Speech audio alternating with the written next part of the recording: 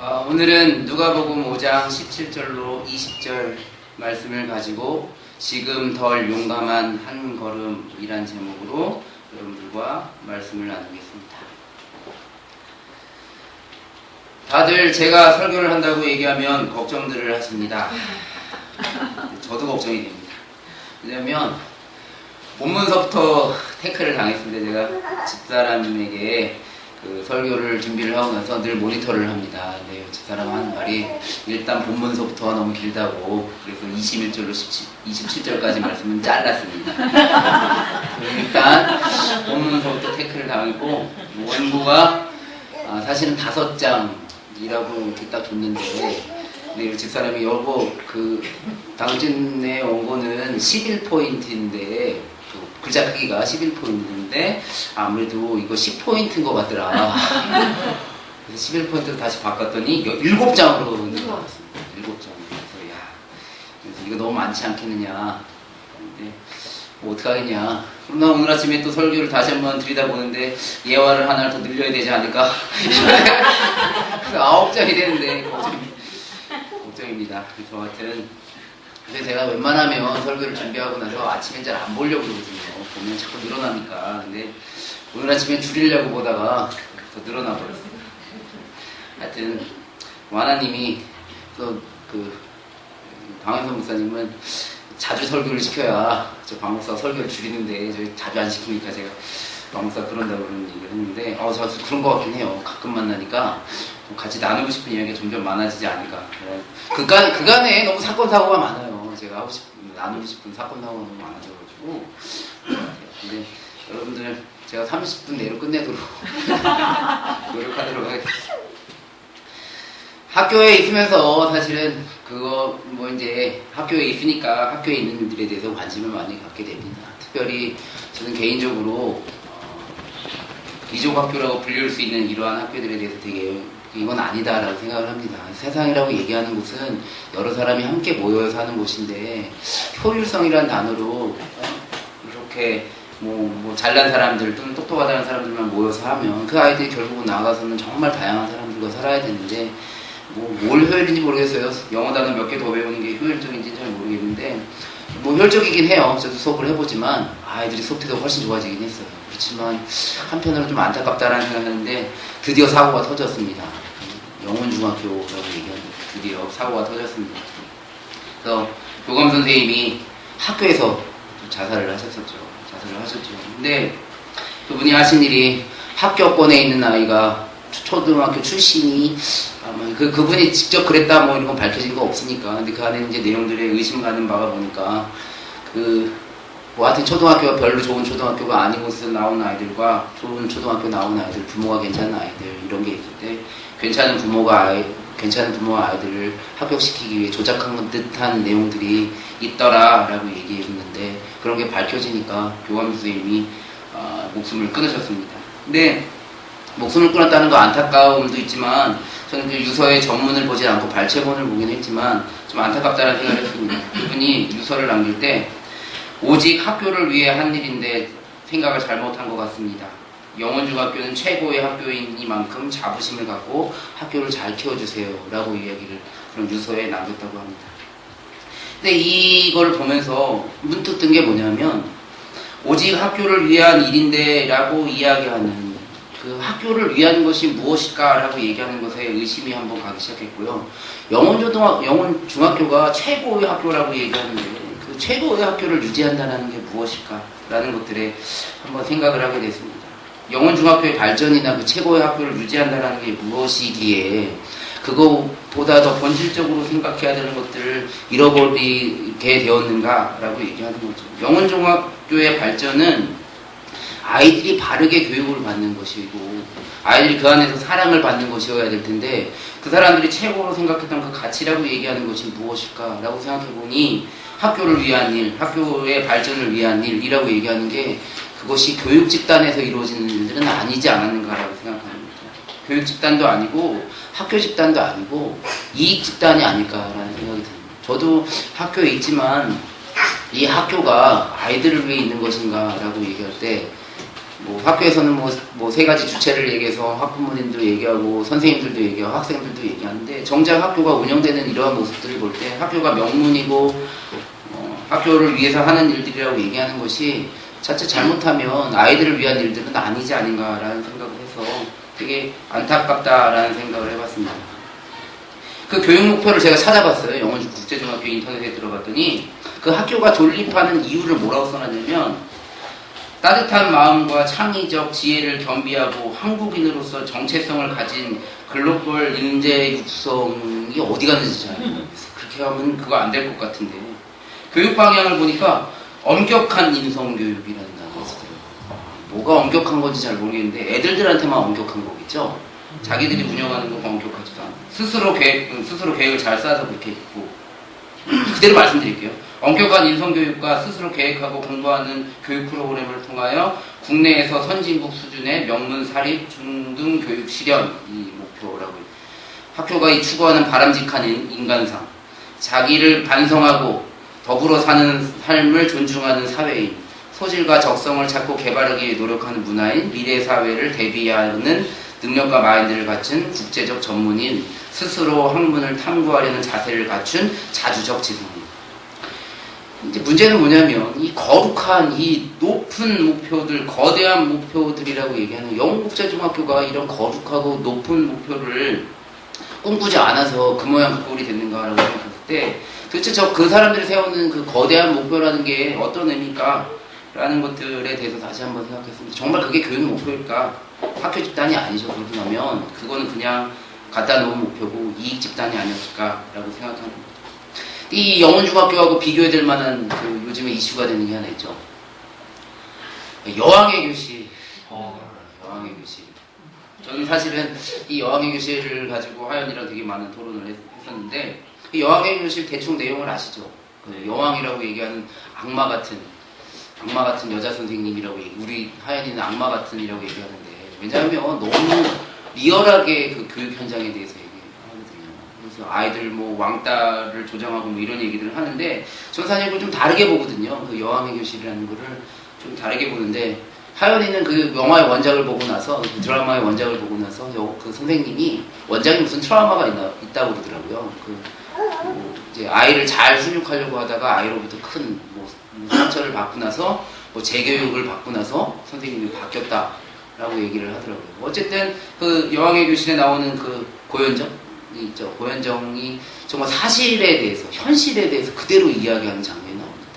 이게 되게 부끄러운 얘기긴 하지만 학교에서 성교육 같은 프로그램들을 하거든요. 성교육 같은 프로그램 그런 거 하는데 저희 학교 학생이 900명 1350명 정도 되는데요. 3학년은 공부해야 되니까 빼고 1, 2학년 아이들을 강당에다 900명을 모아놓고 성교육 강사분 한 분 모셔다 두고 성교육을 합니다. 아무도 안 듣습니다. 아무도 안 듣습니다. 사실 옛날 생각해보니까 그런 것 같은데 그러고 나면 어떤 결과가 나오냐면 다 들었습니다라는 결과가 나옵니다. 그래서 교육청이 보고할 때는 이 애들이 한 학기에 몇 번 이상 이수에 들었습니다라고 얘기하는 거예요. 이렇게 얘기하는데 정말 그게 현실이거든요. 그리고 성교육이 되었다라고 얘기하는지.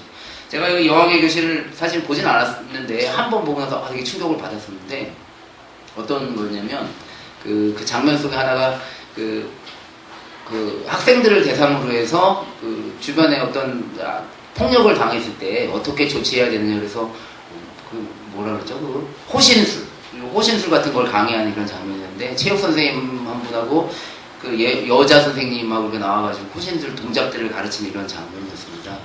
근데 애들을 쫙 묶고 그 강당에 앉혀놓고선 그 호신술을 하는데 참 어설픈 호신술이잖아요. 저희 학교에서도 뭐 그런 걸 한다면 정말 그 어설픈 호신술을 하는데 거기서 고현정이 자기네 반 아이들한테 야 우린 일어나서 들어가자. 이건 현실적이지도 않고 필요도 없다.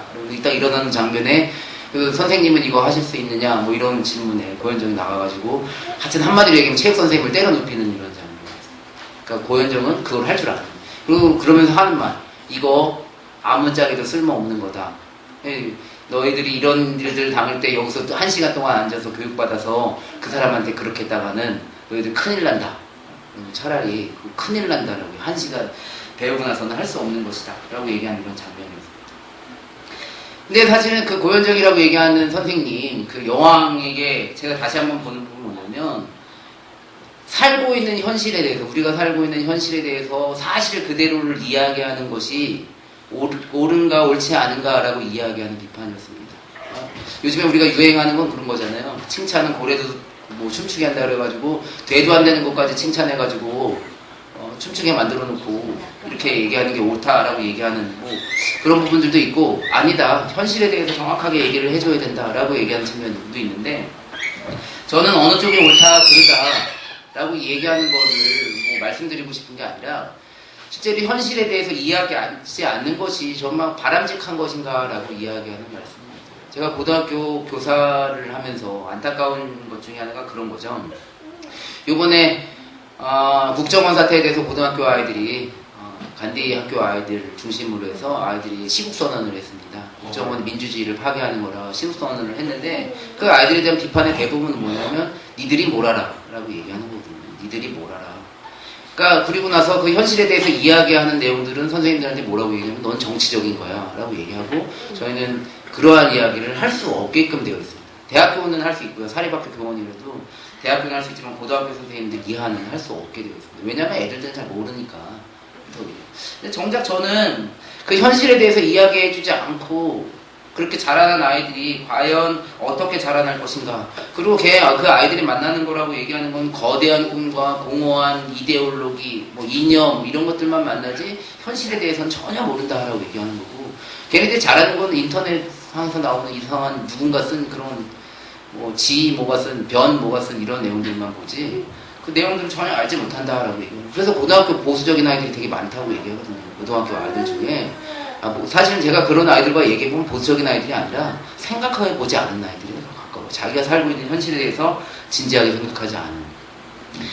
저도 사실 그러한 세대 중에 하나죠. 저희도 국민교육헌장 뭐 이런 세대잖아요. 국민교육헌장. 우리는 민족 중의 역사적 사명을 띠고 이 땅에 태어났다. 조상의 빛나라를 오늘의 대세를 안으로 자주 독립의 자세를 확립하고 밖으로 인류 공영에 이바지할 때다. 이에 우리의 나아갈 발을 박혀 교육의 지표로 삼는다. 성실한 마음과 튼튼한 마음으로 학문과 진리를 배우고 있고 저마다의 타고난 5학년 때 배운 겁니다. 근데 그때 그런 얘기는 했지만 민주주의에 대한 이야기는 하지 않았거든요. 제가 잘 배우는 건지 모르는데 우리는 국가와 국민의 충성을 다하는 대한민국 국군이다. 복무신조하고 얘기했던 그런 것들. 정말 그렇게 복무신조를 외우고 국가와 국민의 충성을 다하고 있을 때 윗사람들은 사실은 장군 자리를 몇 개 놓고 이런 거 가지고 얘기하는 장면들이 이제 현실로 막 이렇게 드러나잖아요. 그런 거 갖고 싸웠지. 그래서 제 친구 중에 한 군인인 장교, 고위 장교인 친구 한 친구가 너는 참 군대에 적응하는 거, 군대에 참 적절한 인간인데 군대는 너하고 어울리지 않는다. 이런 얘기를 했던 거죠. 사실 그런 거대한 목표를 이야기하는 거 안에 약간의 꼼수 같은 것들이 느껴지는 거죠. 그 안에 그 거대한 이야기를 만들어놓고 그러한 가운데 그러한 이야기가 강해지면 강해질수록 그 뒤에서 숨겨지는 내용들이 너무 많지 않을까라는 생각이 오늘날 그 현실을 바라보게 됩니다. 오늘 누가복음 말씀을 여러분들하고 같이 읽었는데 누가복음 말씀도 사실은 누가복음이라고 얘기하는 것이 예수님 당시에 쓰여진 글이 아니죠. 예수님 당시가 아니라 예수님 돌아가시고 한참 있다 쓰여진 글입니다. 그래서 누가의 공동체가 기억하고 있는 예수에 대한 이야기를 하게 됩니다. 이미 누가의 공동체가 생각하고 있는 예수는 이미 사시고 이미 태어나시고 사시고 죽고 부활하셨다라고 이야기하는 것을 전제하고 예수님은 뭐 하나님의 아들이다라고 얘기하는 것을 정말 생각을 미리 전제를 하고 나서 그리고 나서 증언하는 것입니다. 그러니까 예수님의 인간적인 모습을 복음서를 통해서 찾는다라고 얘기하는 건 사실 애초부터 좀 불가능하지 않을까라는 생각을 해봅니다. 그리고 오늘 그 누가 공동체가 그린 그 예수에 대한 이야기를 보면 예수님의 기적이나 기적적인 이야기가 너무 크게 그려져 있는 경향이 있어요. 그래서 사실은 어떨 때 보면 이 예수의 기적과 그런 이적이라고 얘기하는 예수님의 행적에 대한 이야기가 되게 높은 긍정적인 효과가 있죠. 힘이 없는 사람들한테 높은 긍정적인 효과가 있음에도 불구하고 반대로 너무 높기 때문에 우리가 할 수 없는 일들이 되어버리는 이런 경향이 있어요. 그래서 그건 예수님이 하면 되지 내가 할 일이 아니지 라고 이렇게 밀어버리는 이런 내용들이 그 복음서를 통해서 만나게 됩니다. 그러나 사실은 오늘 우리 그 복음서가 오늘 우리에게 의미 있어야 되는 이유는 예수님이 그렇게 살았기 때문에 우리도 그렇게 살아야 된다라고 얘기하는 것이 가능해져야 되지 않을까라는 생각을 해보는데, 오늘 성서를 통해서 그렇게 보다가 읽은 본문이 바로 이 누가복음 5장 17절로 20절 말씀입니다. 물론 이 21절로 27절까지 뒷부분에 보면 바리새인들과 싸움과 다툼에 초점이 맞춰져 있긴 한데, 저는 이 복음서를 읽으면서 어떤 부분에 집중해서 읽게 되었냐면 20절 말씀에 예수께서 그들의 믿음을 보시고까지만 봤습니다. 이 사람아 내 죄가 용서받았다 라고 얘기하는 건 이제 바리새인들하고 논쟁이 붙어야 될 부분이고, 네가 무슨 하나님의 아들이냐, 너 왜 신성모독하느냐라고 논쟁이 붙을 부분이고, 저는 그쪽에 초점을 둔 것이 아니라 예수께서 그들의 믿음을 보시고라고 얘기하는, 그 침상을 달아내리는 그들의 믿음이라고 얘기하는 것을 보고 설교 말씀을 준비하게 되었습니다. 이걸 제 얘기로 바꾸면 그럴 것 같아요. 한 친구가 지금 중풍병에 걸려있는데 그 사람 친구인지도 잘 모르겠는데 하여튼 중풍병에 걸려있는 거죠. 근데 이 중풍병에 걸린 사람들을 고쳐줘야 된다라고 얘기하는 이런 장면입니다. 중풍병, 이 사건을 오늘날 우리 사건을 좀만 바꿔보면 이런 거겠죠. 중풍병에 걸려서 누워있는데 한 친구가 갑자기 예수라는 사람이 기적을 행하는 사람이라는데 저 예수라는 사람한테 한번 데려가 볼까? 라고 얘기하는 생각이 드는 한 사람이 있었을 것 같아요. 그러고 나면 그 친구가 저한테 찾아왔겠죠. 자기 혼자 침상을 들을 수 없으니까 침상 들 사람이 있어야 되니까 저한테 왔겠죠. 그러면서 이렇게 얘기하겠죠. 성중아, 너 그 친구 알지? 누구? 있잖아, 그 중풍병에 걸려 누워있는. 누구더라? 근데 왜? 예수라는 사람이 왔는데 그 사람을 만나면 중풍병도 고칠 수 있대. 그래? 우리 그 친구를 한번 데려가 볼까? 너 그 사람 알아? 아니? 근데 왜? 아니 그냥 그래, 언제 갈 건데? 글쎄, 빨리 가야겠지. 누구누구 갈 건데 아직 정하지는 않았어. 그래 한번 일단 생각해보자. 여기까지가 사실일 것 같아요. 저만 이렇게 나쁜 사람이 된 것 같은 느낌이 갑자기 확 드는데, 여기까지가 사실일 것 같아요. 이 안에 그런 내용들이 성경에 하나도 다 빠졌는데 되게 그랬을 것 같아요. 누군가는 한 명 그냥 쟤 데리고 가면 예수가 고쳐주지 않을까? 라고 생각했을 거고, 그 침상에 들고 가야 되는 대다수의 사람들은 오케이 콜 뭐 이렇게 하면서 달려가진 않았을 것 같아요.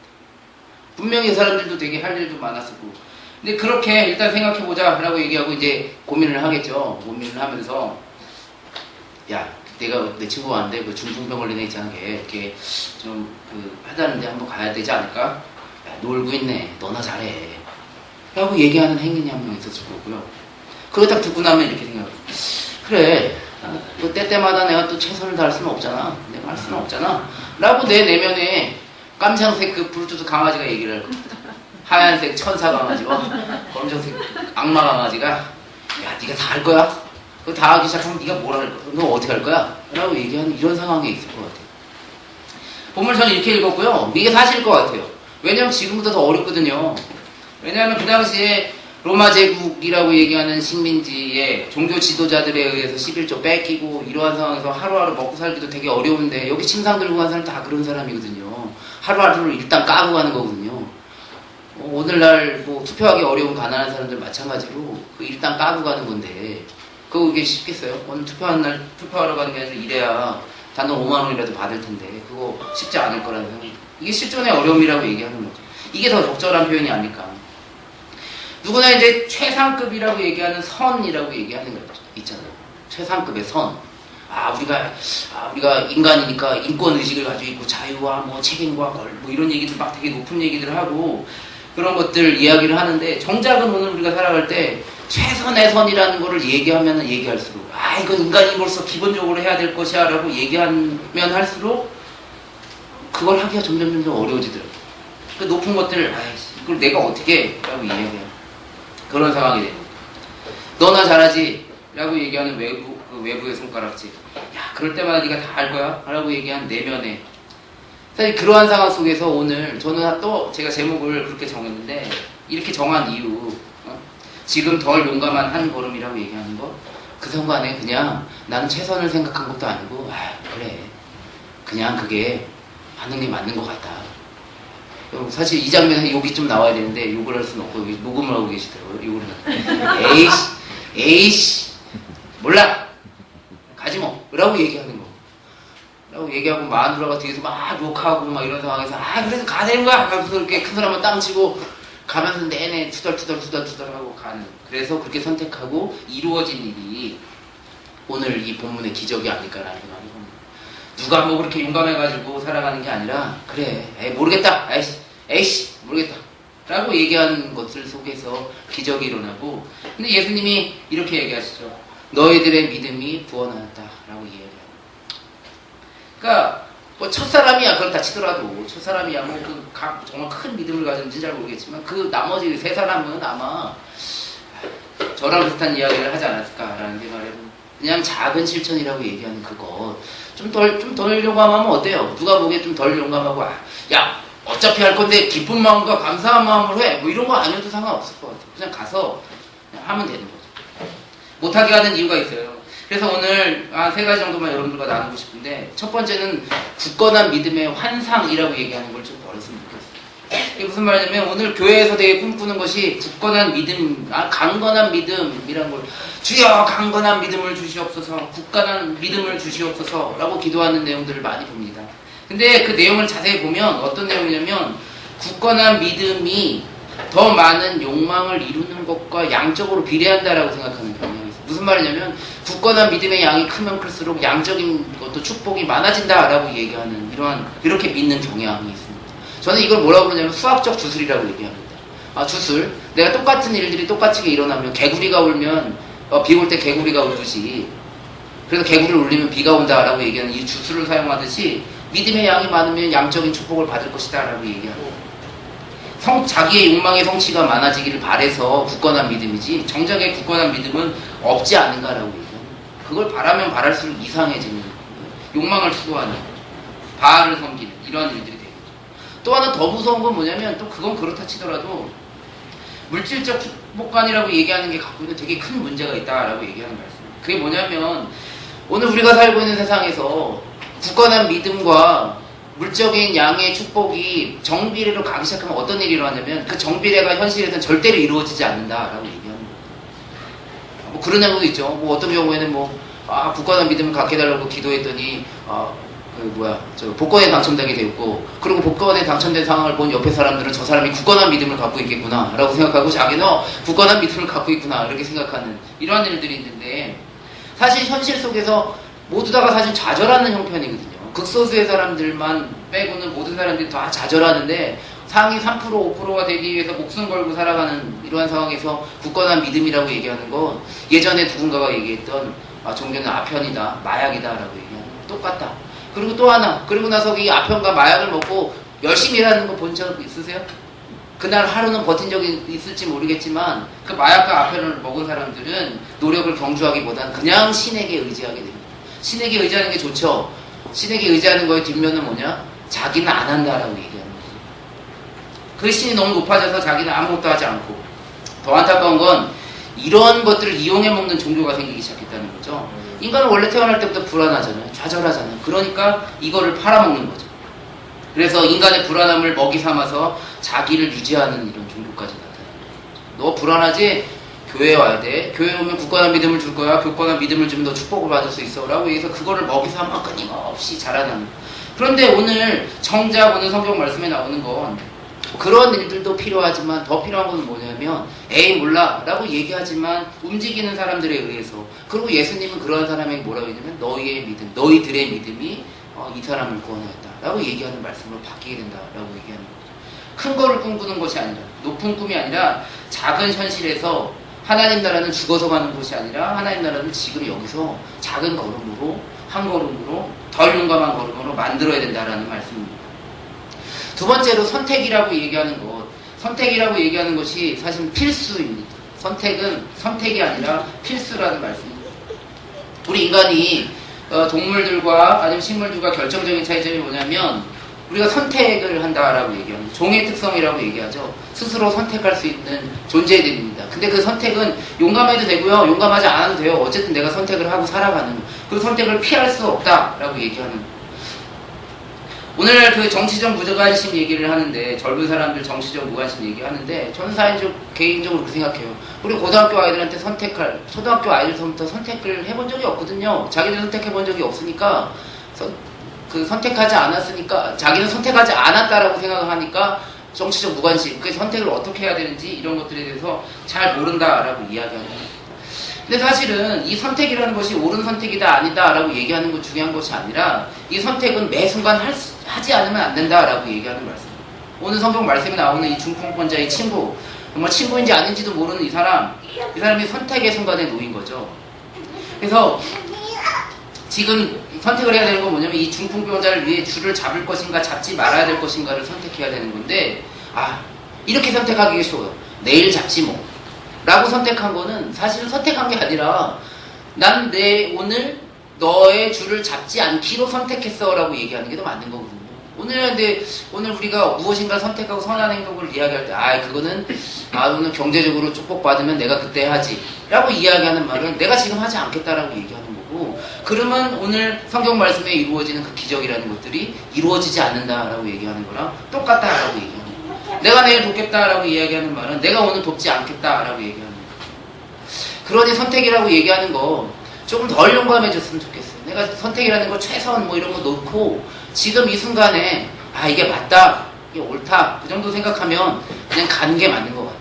이게 예수님의 뜻하는 게 맞는 것 같다 그러면 좀 좋아지면 하지 이런 식으로 하는 것이 아니라 지금 당장 선택하는 것이 중요하지 않을까라는 말씀입니다. 그리고 마지막으로 선택된 고민이라고 얘기하는 것은 성실하게 실천되어야 된다라는 말씀입니다. 제가 이제 불교를 제가 개인적으로 되게 좋아하는 편이기도 하지만 그 수타니파타라고 그 최초의 그 서가모니가 초전 법륜이라고 해서 최초로 이렇게 자기의 법륜, 그러니까 법의 이야기를, 그러니까 인생의 깨달음이나 이런 것들을 얘기하는 법륜을 이야기하고 그걸 담은 책이 수타니파타라는 책이 나오는데, 거기 보면 되게 유명한 얘기가 무쏘의 풀처럼 혼자서 가라 라고 얘기하는 말입니다. 근데 그 내용이 뭐냐면, 소리에 놀라지 않는 사자 같은, 그물에 걸리지 않는 바람 같은, 지늘게 더럽혀지지 않는 연꽃 같은 무쏘의 풀처럼 혼자서 가라 라고 얘기합니다. 사실은 되게 어려운 일이거든요. 그렇지만 오늘 내가 선택을 했다면 성실하게 무쏘의 풀처럼 혼자서 용감하게 가야 된다. 내가 지붕을 뚫어내리기로 결정한 이 사람은 잡고 언제까지 하자면 이게 힘들더라도 중간에 내려놓을 생각하지 말고 들 것이 땅에 닿을 때까지 줄을 놓지 않아야 된다라는 말씀입니다. 그래야지만 기적이 이루어지고 그래야지만 일들이 일어나는데, 하나님의 일들이 일어나는데, 사실 생각해보면 시작이 반이라는 얘기가 맞는 얘기인 것 같아요. 일단 아시죠? 모르겠어 라고 결정하고 나서 선택하고 나서 줄을 내릴 때는 그걸 줄을 낸다는 거, 내가 저 사람들 다 뚫고 가는 거 다 복잡하게 생각할 때는 그게 되게 어려운데, 일단 결심하고 내리기 시작하면 또 이게 또 하게 되더라고요. 그리고 또 그거 하게 되는 걸 통해서 일들이 하나님의 일들, 하나님의 기적, 이런 일들이 일어나죠. 이 성경 본문의 제목이 제가 가지고 있는 성경에는 중풍병자를 고치시다라고 제목을 잡았습니다. 저는 이 본문이 더 의미 있으려면 중풍병자를 고치시다라고 정하면 안 될 것 같아요. 네 사람이 한 사람을 살리다라고 얘기하는 게 더 맞을 것 같아요. 그래요. 이게 못마땅한 사람은 예수를 따르는 네 사람이 한 사람을 살리다라고 얘기하는 게 오늘 우리에게 더 의미가 있지 않을까라는 생각을 해봅니다. 제가 30분에 마치려고 지금 팡팡 드리겠습니다. 마지막으로 예화를 2개를 준비했는데 우스갯소리는 빼야 될 것 같습니다. 빼고 오늘 아침에 본 뉴스, 인터넷 이야기, 김연아가 V를 한 걸 가지고, 김연아가 V를 한 거 이게 사탄의 이런 걸 어떻게 한참 나오고, 그래서 내가 이거 어떻게 해야 되지? 그냥 답답한 생각을 했습니다. 그런 사람들이 가만히 있으면 기독교가 퍼지거든요. 그런 사람 자꾸 얘기하니까 기독교가 욕먹는 게 아닐까. 그리고 이매진이라는 노래를 김연아가 이렇게 했다고 얘기해서 전 보지는 않는데, 저는 이매진이라는 노래를 되게 좋아하거든요. 이매진이라는 노래를 좋아하는 게 반전 노래이기도 하기 때문에 좋아하기도 하고. 근데 그 내용이, 노래를 불러야 되나 이거? 이매진이라는 노래를 보면 어떤 가사냐면요, 한번 좀 상상을 해봐라. 하늘나라가 없는 그 나라를 상상해보고 네가 정말 시도해본다면 그게 그렇게 어렵지는 않을 것이다.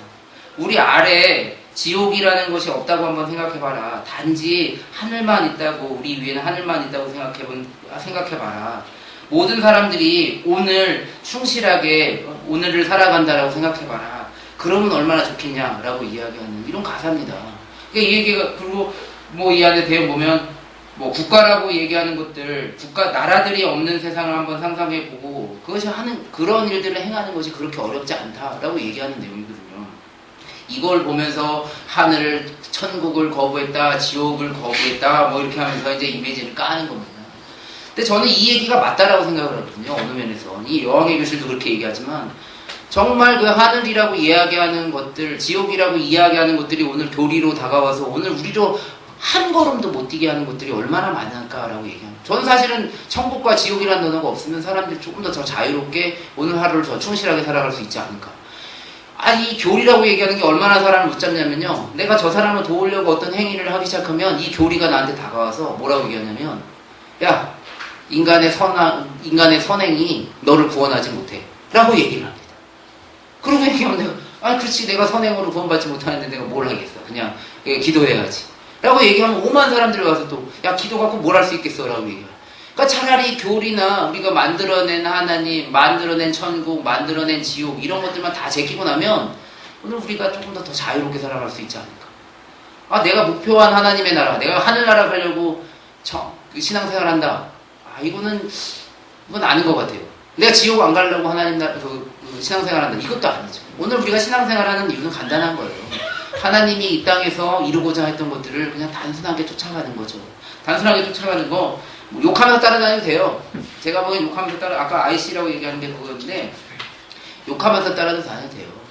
천국 못 가도 돼요. 지옥 갈지 아닐지 잘 모르겠어요. 그거 내가 아나? 전 잘 모른다고 생각해요. 하늘나라도 모르고. 우리 어린아이와 같이, 오늘 니체가 갑자기 생각하는데, 이 어린아이와 같이 순전한 마음으로 이 예배를 온전히 드리면, 이것이 하나님께서 원하시. 이 하늘, 여기 작은 천국의 모형이라고 얘기하는 이 교회를 두려워하지 않잖아요. 하나님의 종이라고 얘기하는 저를 두려워하지 않잖아요. 제가 뭐라고 얘기해도 쭈삣거리면 그만인, 어린아이와 같은 믿음, 어린아이와 같은 진정성, 작은 실천. 그리고 쭈삣거리지만 이 교회를 두려워하지 않고 하나님 나라를 실천하는 이 어린아이가 오늘 우리에게 필요한 믿음이 아닐까라는 생각을 해봅니다. 그 믿음은 작습니다. 작지만, 그리고 사람들이 보기에는 용감하지도 않다라고 얘기합니다.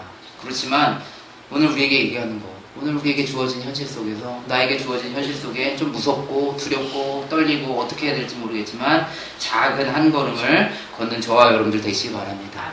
이 좋은 만남 교회가 이 4명의 교회라고 생각을 합니다. 한 사람은 누군가 가자라고 얘기했을 때 누군 아이씨 몰라 라고 얘기하는 3사람이 모인, 그렇지만 그걸 통해서 하나님 나라를 이룬다라고 생각합니다. 오늘 너무 큰 거 바라지 마시고요. 오늘 우리에게 주어진 일들 주님의 일들 잘 감당하는 저와 여러분 되시기를 주님의 이름으로 축원합니다. 예수가 이 땅에 보이신 그 작은 나라, 하나님 나라를 오늘 여기서 이루고 이 세상에 나가서 이루는 그 하나님 나라의 일꾼 되는 저와 여러분 되시기를 주님의 이름으로 축원합니다.